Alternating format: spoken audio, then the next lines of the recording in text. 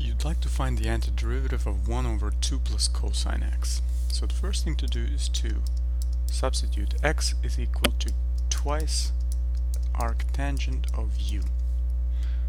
dx is going to be equal to what? That's going to be equal to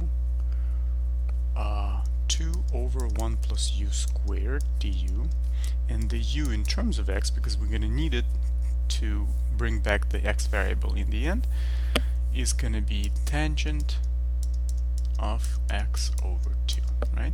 Because you take tangent on both sides, you will isolate the u. First you divide x by 2, both sides by 2, and then you take the not the arctangent, the tangent of x over 2, right? If you take the tangent on the arctangent, tangent of the arctangent, you will get simply u on the right side, and the same thing to the left side, right? Tangent of x over 2. So now we're ready to, we actually need the cosine. The cosine, and if you want to see how I got this, watch my first video on a similar function like this, where I derived the cosine and sine using this given x. So the cosine is going to be 1 minus u squared over 1 plus u squared. Watch how I got this using my previous video, my first video on this. Okay, so that's that. So this is going to be what?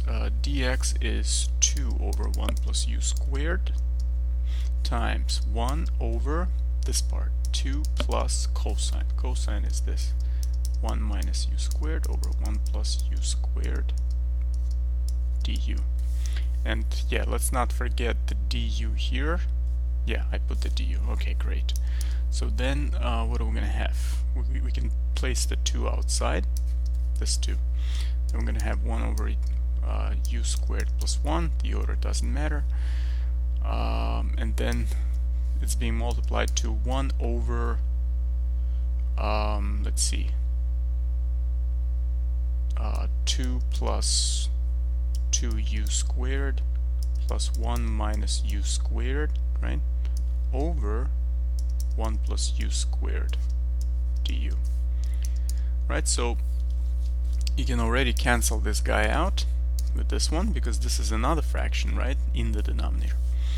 So what are we going to have? We're going to have 2 over 1, 2 times 1 over, this is what? This is going to be 3 plus u squared du. Right, this awfully looks like an potential arctangent derivative, right, that we can find, antiderivative that we can find.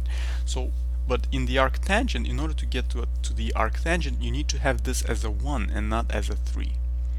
Right, so how do you make this 1? You can factor out the 3, in other words. You can put 3 there, in other words, and have 1 there as a result, plus, but don't forget that if you factor out the 3 will multiply this guy. Right? So how do we make sure that there's one coefficient? Well, we can have 1 over 3rd u squared du, right?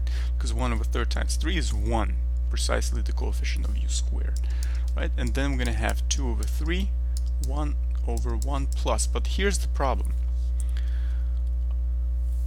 You want to have this as one variable, right? So in other words, what I'm saying is you should have the v as set over 1 over radical 3u. Okay, so this whole thing, you want to have a v over 1 over radical 3u, so that when you square the v, when you have the v squared, you will have 1/3 u squared, precisely what you see here.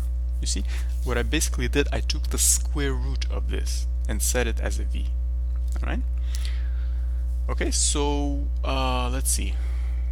So the dv is going to be 1 over square root of 3 du. Right? There's no 1 over square root of 3 here, right, in the integrand. So we have to have a square root 3 multiplied on the top, right, because du is going to be square root of 3 dv, right? So square root of 3 dv goes on the top, right, in the numerator. So there's a radical 3 in there. So let's put radical 3 there, right? So 1 plus v squared dv, and now we're ready. So then we're gonna get what? 2 root 3 over 3 arctangent of v plus a constant. Now what is the v? V was 1 over third, 1 over square root of 3, u plus a constant. So then we will get what? 2 root 3 over 3 arctangent 1 over root 3 u. What was u in terms of x? We found it, right? There it was. So tangent of x over 2 closed plus a constant.